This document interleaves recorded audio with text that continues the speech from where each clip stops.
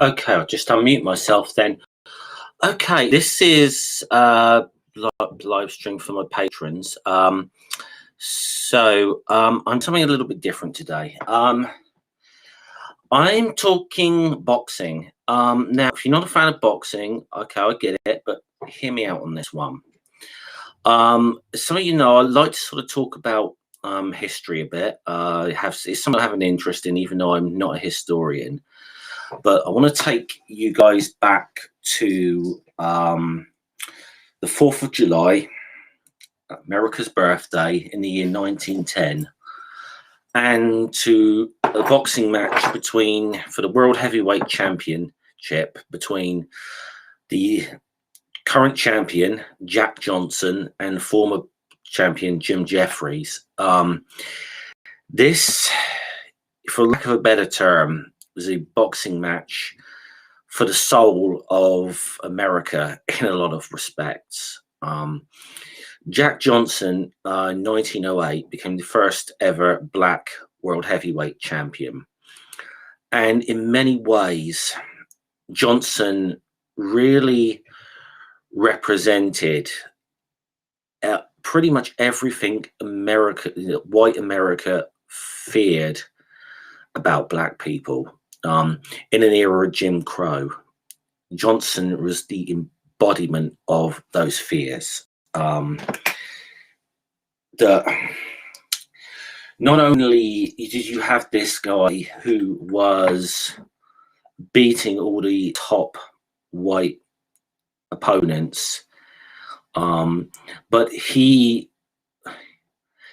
Johnson was no shrieking violet, to put it mildly. He was very, he was loud. He was flashy. More than anything, that he was known to quite regularly date white women. You can imagine in early 1900s America just how much this raged in white America. Johnson, I mean, he was like 60 years or so before Muhammad Ali, 50, 60 years before Muhammad Ali. He was a guy who was really rattling cages along color lines in America in particular, and across the world at this point, we have to remember. So what we're going to do today is I'm going to talk a bit about the histories, but also I'm going to be playing the fight footage of Jack Johnson and Jim Jeffries, and maybe talking a bit about the history of this whilst adding the odd bit of commentary. Now, I've got to say, this footage is from 1910. Don't expect it to be great. Don't expect it to be anything like boxing matches you see nowadays. It seems that there's a lot of differences with rules and what people could get away with. And I think, as a contest, I don't know that it stands up so well today. But we'll let me find it. We'll share this. Okay. I'll share the audio, but I don't actually think there's any audio to share with this, in all honesty. So it's about between 25 and 30 minutes long.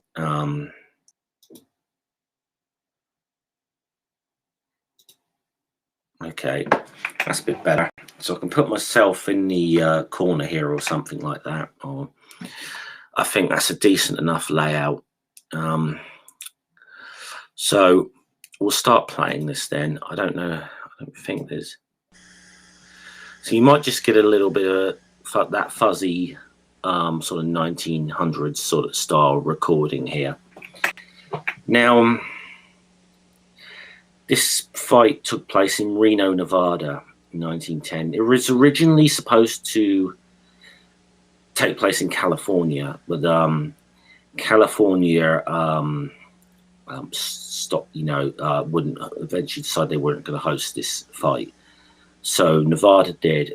So this is a custom-built stadium here in Reno, Nevada. And then you have to imagine that it doesn't look it here, but I think there was a lot of security at the door to make sure no one was bringing guns into this, because there was definitely concerns, certainly for Johnson's life, I would imagine, going into this. As you see here now, Johnson's entering the ring first, as far as best I can tell. Now, I mean, normally, I suppose the champion enters the ring sort of second in these contests. But then here comes Jim Jeffries. Now, this, for anyone who's maybe familiar with the film or have played A Great White Hope, this is somewhat loosely based on Johnson's life. That I think the term was first used with regards to Jeffries. Don't quote me on this. I've got a feeling Jack London, the author, may have coined the term. And now, Jack London was one of the spectators in the crowd today and reporting on this fight. Now, obviously, people know Jack London was quite an outspoken socialist, and whatever, but it doesn't necessarily mean that his sort of solidarity with working man necessarily crossed the coloured line.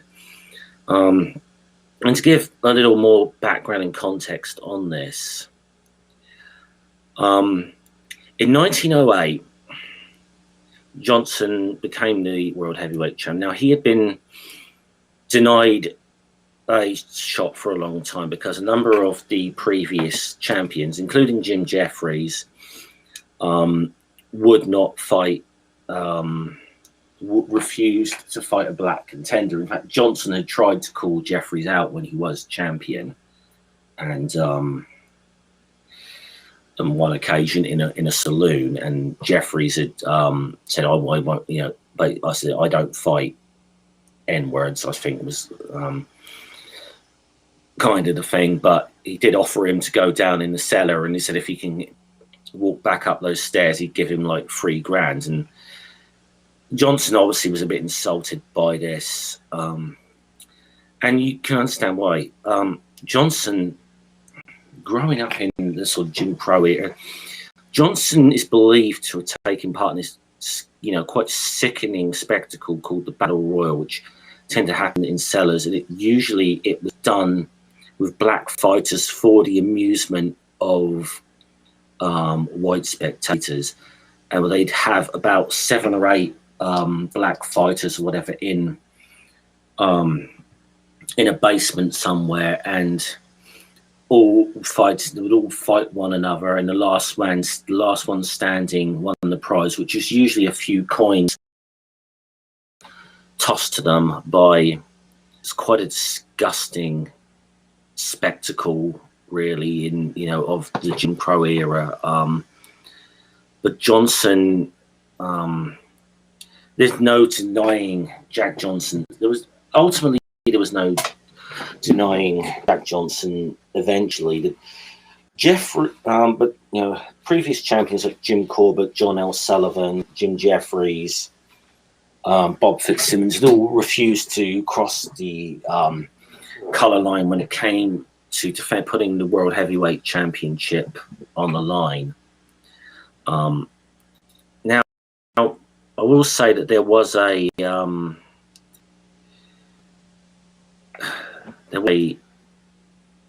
seem to have my fingers.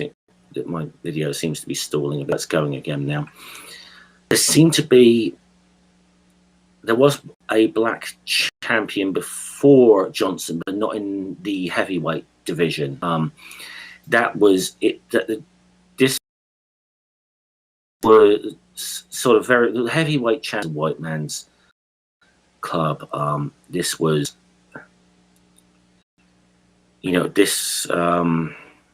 there was like an unofficial sort of coloured championship, and Johnson actually fought a guy called Joe Jeanette, who was number of times the coloured heavyweight champion. But this was the preserve of white people, was the world heavyweight champion. Now, Johnson actually in 1907 did knock out the former world heavyweight champion Bob Fitzsimmons in 1907 in 2 rounds. But it's still The light now that was Joe Gans. That was correct. I had to look up the name of the first African American world champion, but he was a lightweight. Not they wouldn't allow them to fight at for the heavyweight title. So as a getting away here, I mean, you can sort of see what's going on in the ring here. There's a lot more holding in that seems to go on than this nowadays. The referee would be breaking this up. I'll talk about the referee of this fight in a bit, because the referee of this fight is also the man who promoted this fight.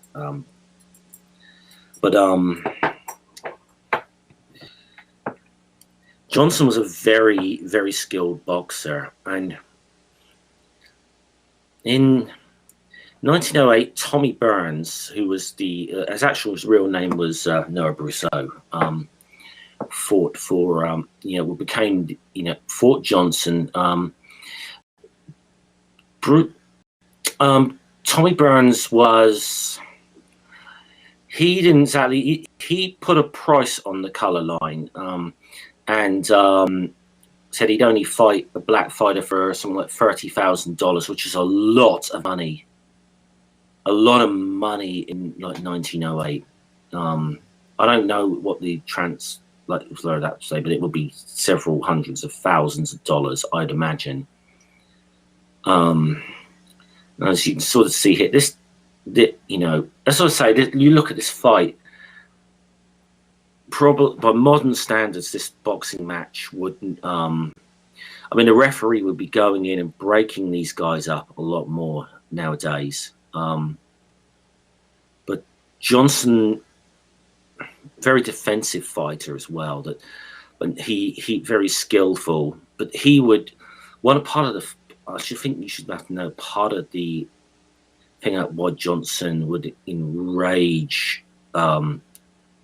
A lot of white people was he was not above toying and humiliating his white opponents. I mean, I forget the name of the fighter he fought, but there's a story of him.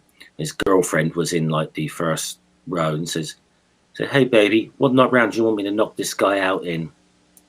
"Fourth round, Jack." "Okay, what round's it now?"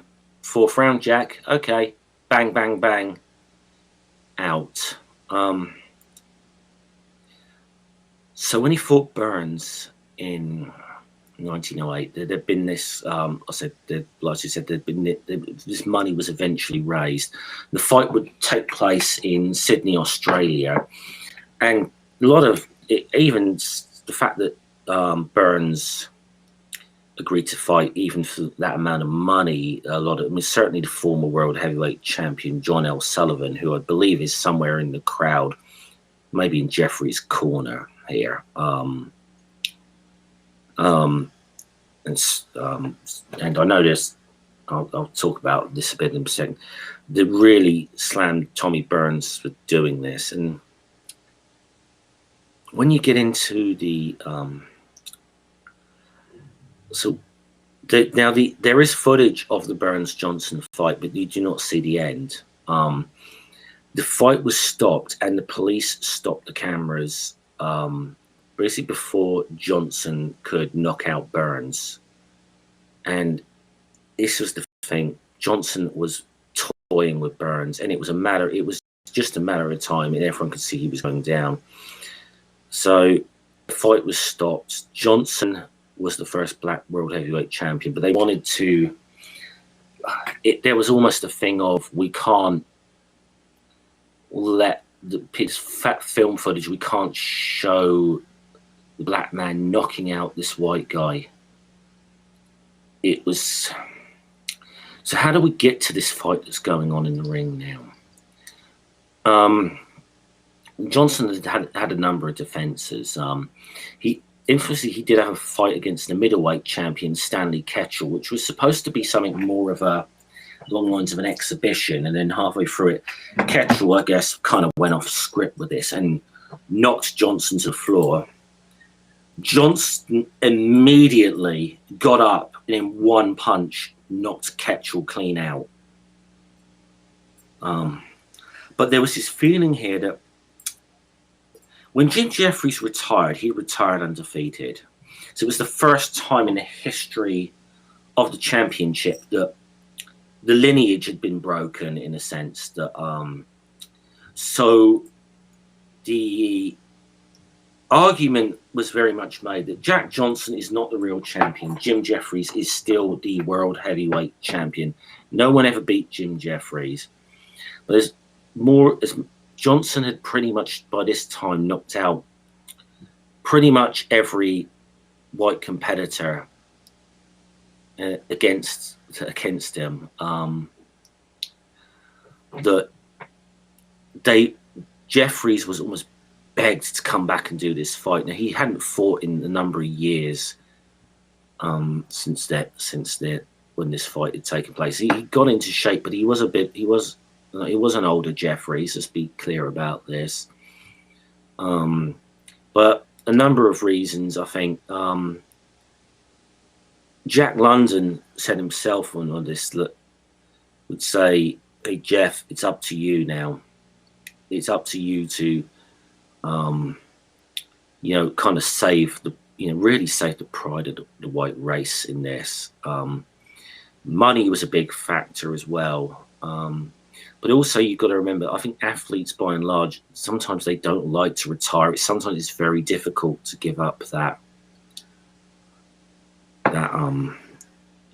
what you love doing. So Jeffries agreed to come out and do this fight. You get the feeling watching this now that Johnson you get the feeling he's kind of playing with Jeffries in this right now.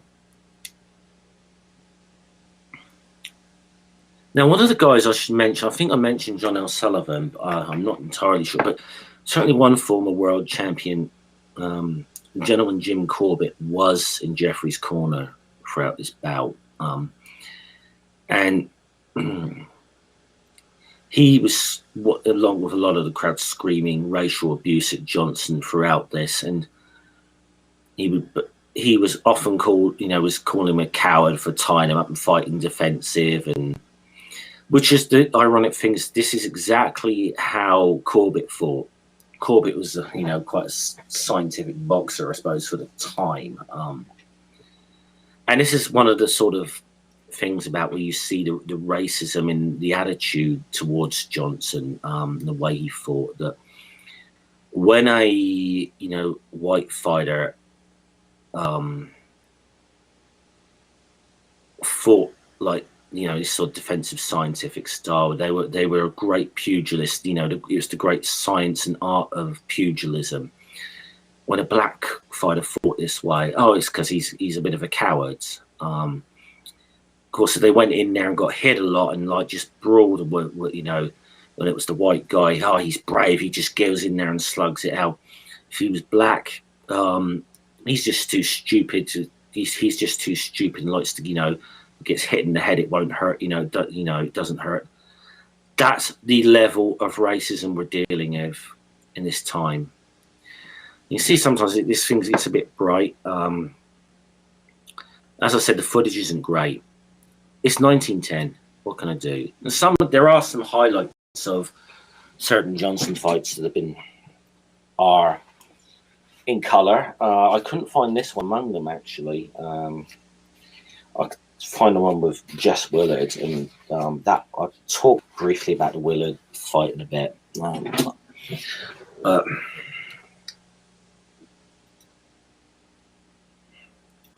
I mean, there's a lot of stories about just the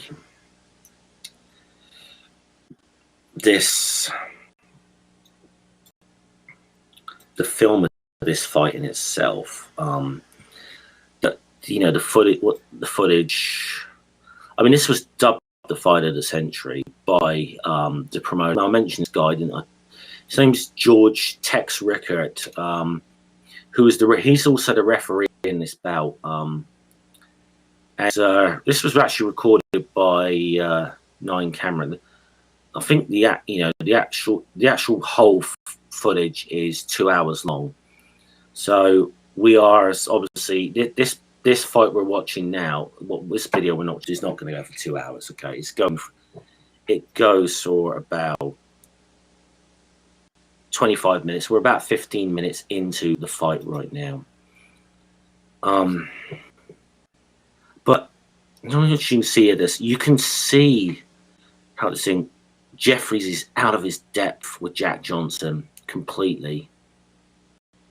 Even though there's an awful lot of tying up and stuff here that wouldn't go on in a modern boxing match, you can see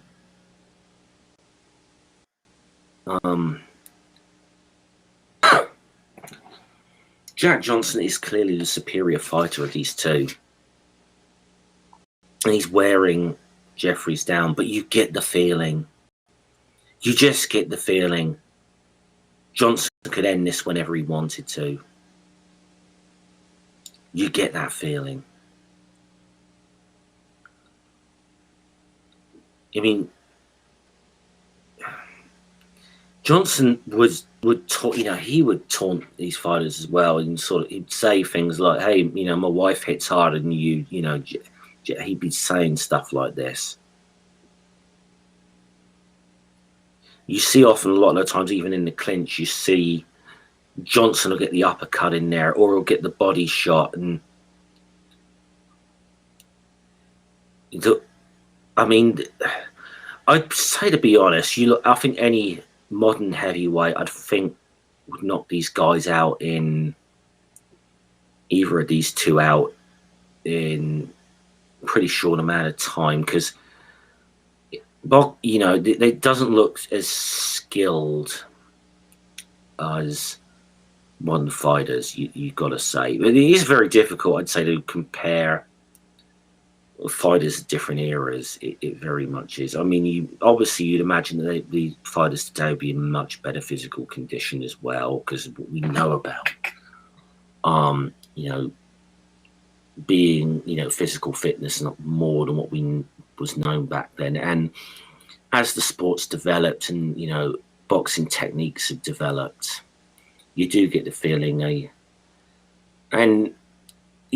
amount of, as I said, the amount of holding that goes on here would not be, it wouldn't happen today. So in a lot of ways,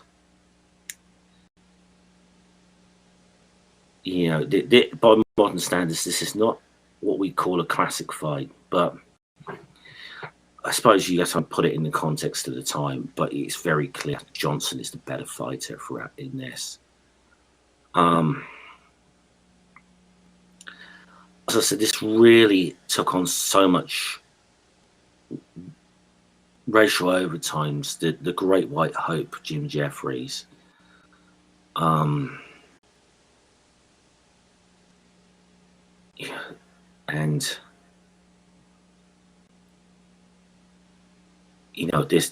this, as I said at the beginning, is a fight for the soul of America, really. Really,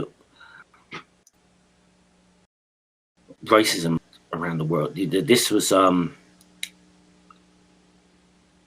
a lot of the money in this fight was on Jeffries. Some bookies would not even take money on Johnson, not necessarily because they thought he'd win, because it was sort of unpatriotic to or whatever to bet on the black guy. But it's very, and I said, I did warn you about this footage, didn't I? So I don't know how much there is.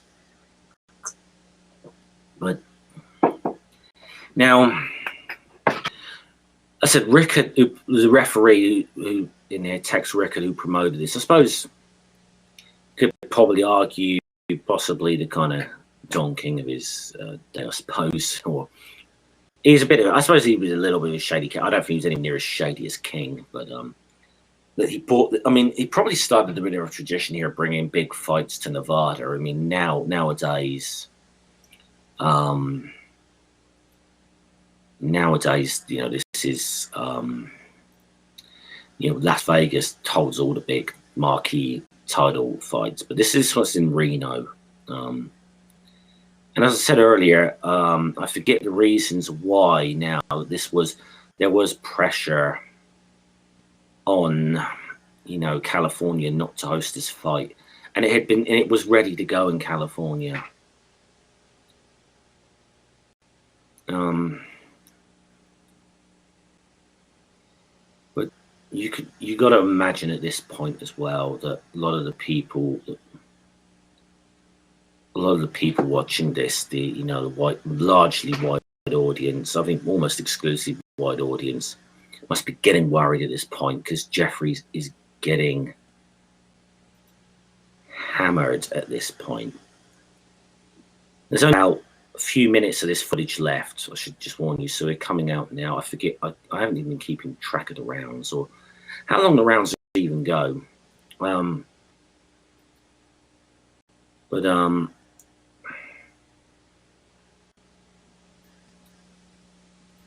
This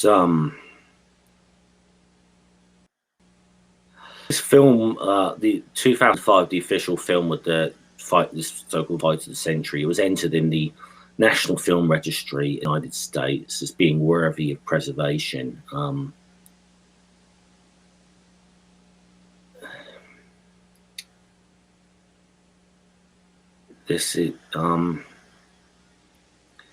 said the official running time of the full film is, I said, just under 2 hours. I think we're getting the main highlights of the fight here, I think, is what we're getting. I don't think there's probably wasn't undercards or stuff in this day and age, and boxing around, the fights probably could go a lot longer than what they would go nowadays. But you also kind of see that this, I mean, just some of the things they get away with here would never be allowed in modern boxing. I mean, I wonder how many times they must have been headbutting each other in the clinch and whatever. And, the way they're, the amount of time they're trying to tie each other up here. But you see, even in this, it's Johnson who's getting those big shots in every so often. He's clipping him around the head, he's whacking him, Jeffries, in the body.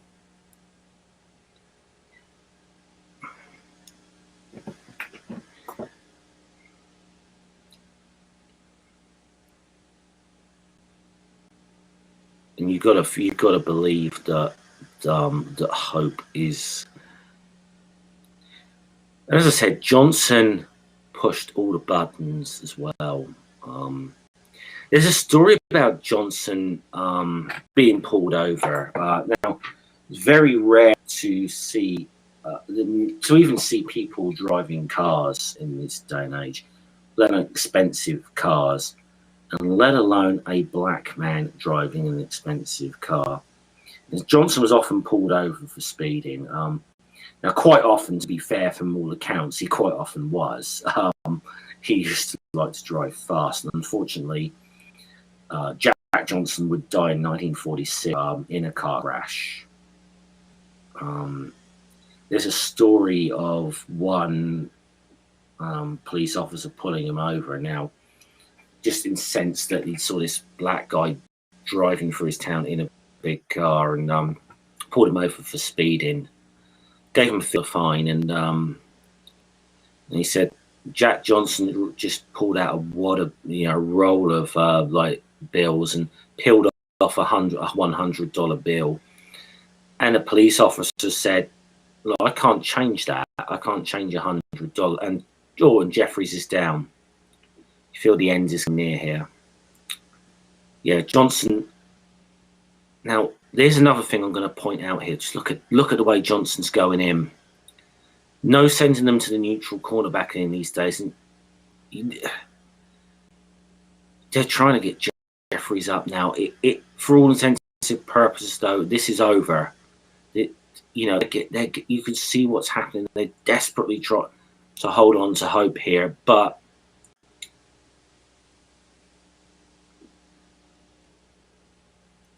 you get the feel as soon as and it looks like it's over here. Jack Johnson knocks him out. You see there how different this is. They're not sent that, nowadays they send them over to the neutral corner, give them time to get up.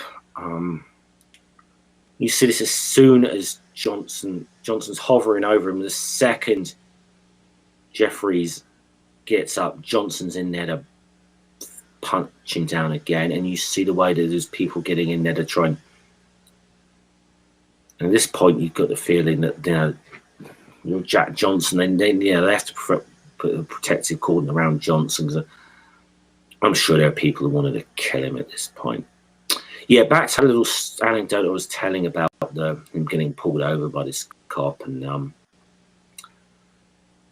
when he gave him a $100 bill, the cop said, "I can't change this. It's a $50 fine." The response was, "I'm driving back this way." So that was the fight. Let me talk about the aftermath of this fight a little bit, because I think it's important.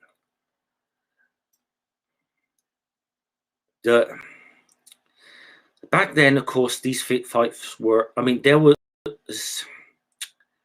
in one city, I forget which city it was, maybe in Chicago or something, they had a black and a white boxer in real time kind of reenacting the fight. As they heard, some people heard it on the radio. It was like a live reenactment of what was going on, blow for blow.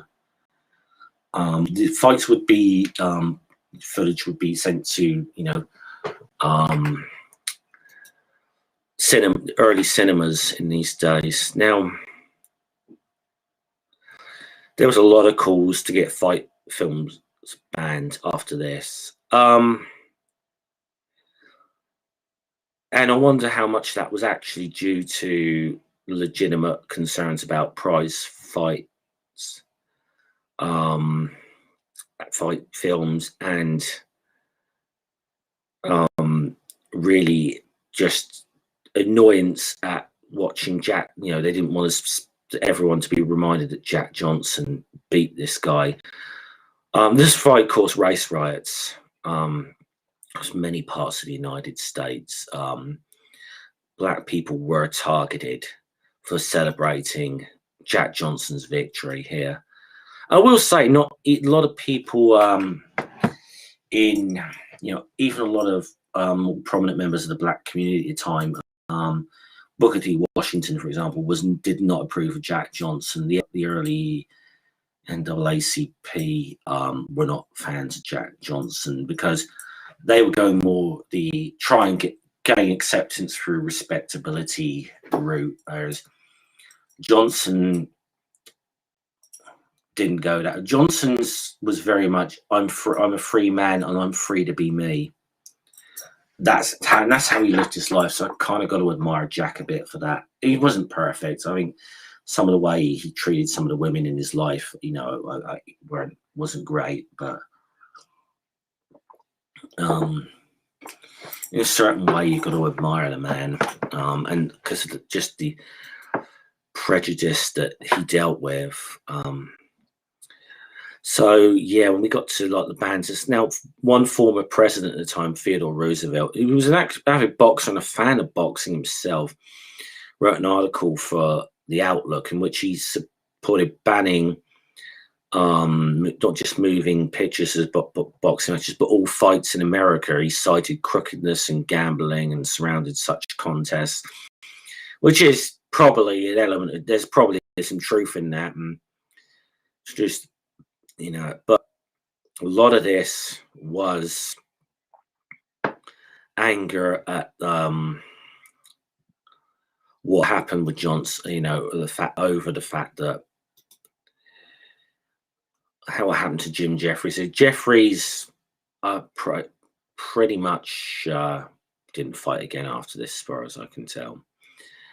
Of course, Johnson continued to knock out contenders, but 2 years after this, there was a very much a trumped-up charge against Johnson. He was arrested on violating the Mann Act, and it was forbidding one to transport a woman across state lines for immoral purposes. This was a totally racially motivated charge. The thing was, we can't get him in the ring. We'll get him legally. He was sentenced to a year in prison, but he actually fled the country and would remain abroad for the next 8 years. However, he would eventually lose his championship, but I also want to say something before we get to that about maintain the color line that other fighters drew about fighting Johnson. One of the ironic things is Johnson himself would kind of draw the same line about fighting other black fighters. And I think mainly he saw that there was more money and more to be for him or whatever, there was more to be made in knocking out white opponents. So no black fighter ever fought Johnson. So you kind of wonder whether that was a little hypocritical on his part or not, or whether he just realized that there was more, to be gained from beating the latest great white hope. But as I said, Johnson would eventually lose his championship in 1915 to a big young boxer by the name of Jess Willard, who, by all accounts, wasn't a great fighter, but was a big, strong guy. And Johnson, he was like 6'6" or something like that, and just big like farm hand. He big. This fight would take place in Havana, Cuba, in 1915. Johnson was knocked out in the 26th round of a scheduled 45-round fight. Johnson, it could be argued, probably didn't prepare for this. Johnson was a little older as well, about 36, 37 at the time. Johnson himself later claimed that he took a dive in the fight or something because he was hoping to get back into the United States. I don't know if I buy that. I did see the footage of that fight to me, and it looked like Johnson was a beaten man. And he was getting a bit older, and he said he had honestly didn't train in the same way. Probably didn't necessarily have the desire anymore to, and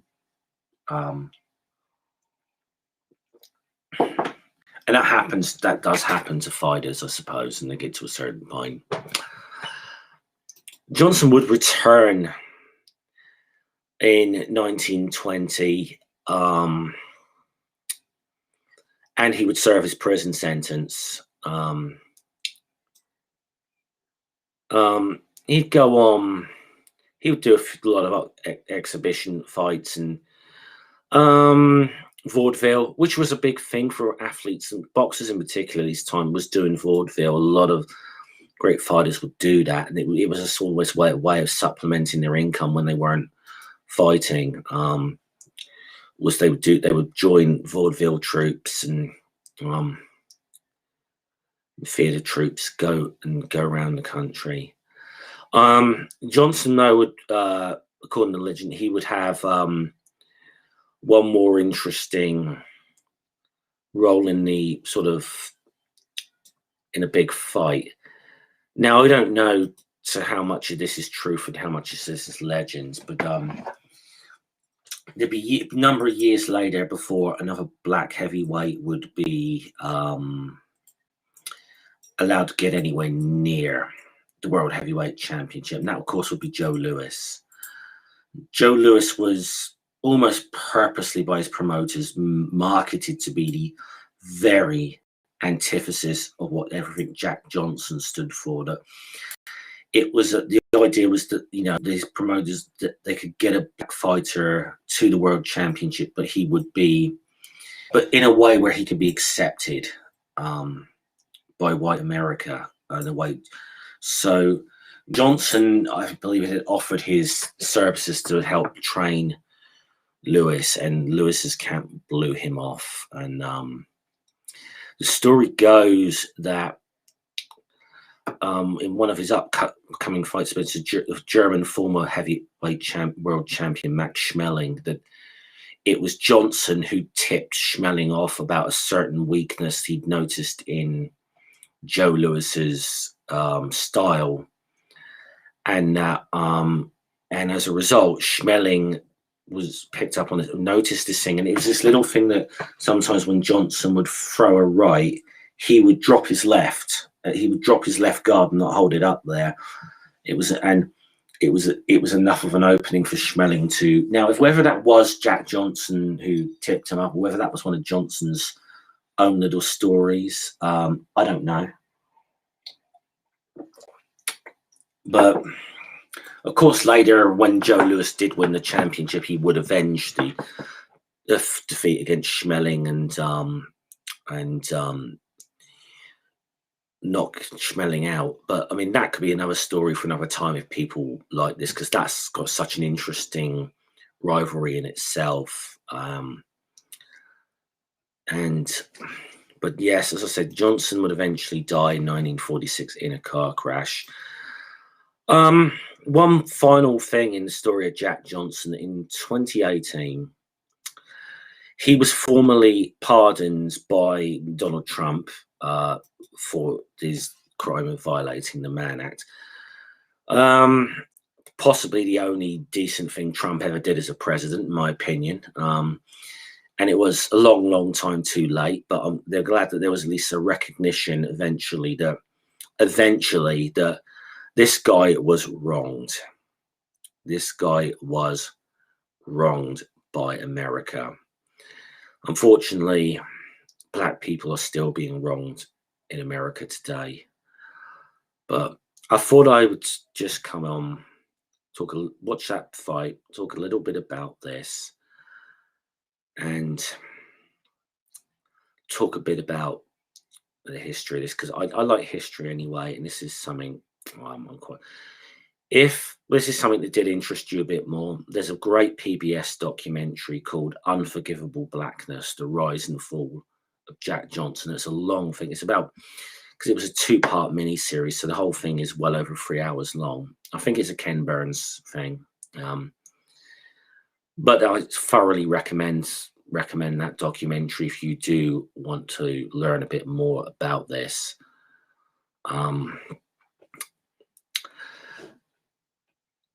Okay, so this has been a little thing for you, my patrons. Might do some more things like this, not necessarily about boxing, but if I can do, if there's something where I think there's a good story to be told about something is historical, and it can be about, it doesn't have to be about sport or boxing or itself, but I wanted to talk about this one. I'm going to try and do those sort of things because I enjoyed them, and hopefully you will too. Once again, thanks to you guys who do support me on here. I do like to try and give you guys some content feed that, because as I said, you're kind enough to give me money. I think you got to get. I do believe, I don't want to just do Patreon and not give you guys something a little extra back for that. Hope you like this. Let me know. Do give me some feedback. Let me know what you think on this. Okay, it's been Jeff, Godless Scum. See you guys later. Salute.